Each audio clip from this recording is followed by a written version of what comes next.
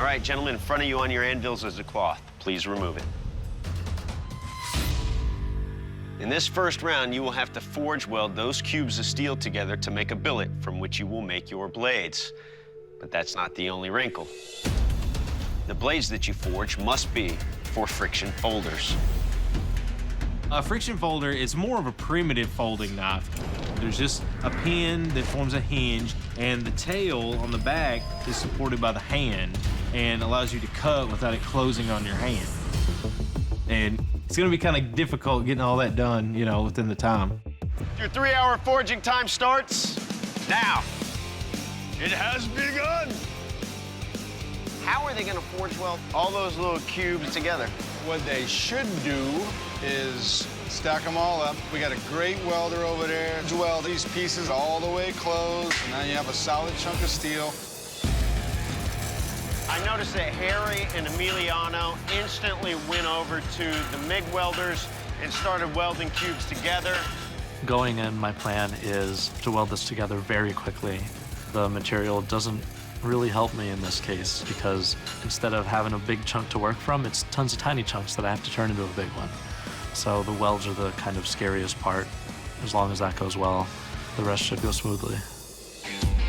I would like to believe that forge welding is a strong suit of mine because I've been doing it for a long time. My concerns would be making sure I get a good, strong weld to begin with. What makes me believe that I can win this is I have a lot of experience and I'm handsome. You know what the hottest thing in a blacksmith shop is? I'm the only one in the group who's never made a friction folder before. I'm having to engineer as I go. Jay over here put all cubes one by one into the forge. Dave, your face just now was like, I don't understand that. My plan is to get my steel heated, and I'm gonna flatten it into little pancakes. It's sort of like what the Japanese do with their metal. They'll get a bloom of steel, and they'll flatten it into little pancakes, and then they stack up the little pancakes. Going this way is, it's like the longest way around. Everything is going according to a plan of some type. I'm planning to bring some blacksmith's elements into the tang to up the ante.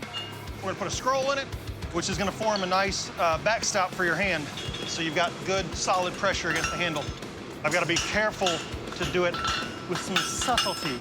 Stephen has actually just forged a little curl into the tail of his blade. He curled it upwards. I mean, that's gonna be awkward to hold. If you wanna show me something I've never seen, don't do something that's gonna get you eliminated.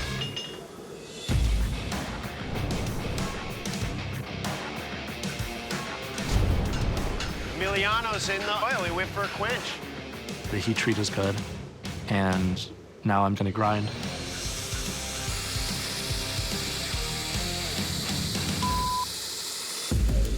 I realized that there's a crack on the spine of the blade. It seems to be just aesthetic, but I'm not sure. If I were to take a lot of material off of the blade, I think it would disappear, but I don't want to hand in a blade that's too thin.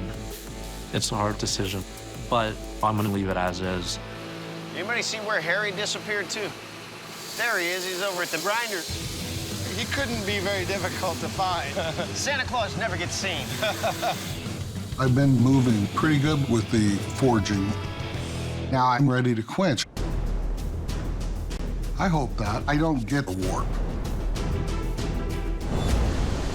Fire! I see a straight blade. My well's held. There's no delaminations. I'm feeling pretty confident that I can move on to the next round. 10, 9, 8, 7, 6, 5, 4, 3, 2, 1. Bladesmiths, shut down your machines, drop your tools. Don't drop your blade on the ground. I feel pretty good, but I guess you always wish you had more time. But that's not the nature of the game, you know? When the buzzer goes off, that's what you got. All the things I could have done differently are starting to go through my head, and I'm hoping that they don't find too big of an issue with the blade.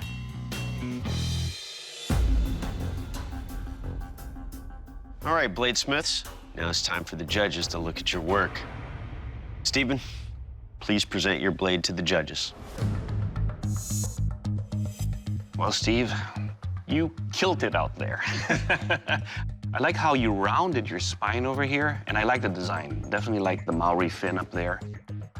It's going to be interesting to see how you tie this into a handle that's comfortable. Well, the idea is if I've got the lengths correct, that'll serve as a backstop for the heel of your hand. That would be great. Harry? Nice design. I mean, it's got a good spine to it, got a nice straight razor's edge over there. Should perform great during our testing, if it goes through. Thank you. Jay, you're up. For someone who started out looking concerned, you just did a beautiful job. The blade is probably one of the cleanest welded blades that we have here. I also like this shape. Well done. Thank you. Emiliano, you're up. Your design is really nice, but the part that concerns me is right in there. This is an area that did not weld, so that would be a cold shut. And it goes from here, and I can see it all the way across the spine right through here. That's where a break would happen, and that's the problem. Bladesmiths, the judges have examined your work, and unfortunately, it's time for one of you to leave the forge. Emiliano, your blade did not make the cut. Emiliano, you brought us a beautiful design, but when we have it cold shut on a blade that travels across the spine, that's a possible point of failure. And when it goes unaddressed, as hard as we test these blades, well, it's a major problem. That's why we got to let you go. I understand. Emiliano, please surrender your blade. I do agree with the judges. With cracks like that, if they weren't addressed, the blade would be dangerous to use. But I'm really happy to have met all the people I've met, and no matter what, I'm happy that I got this opportunity.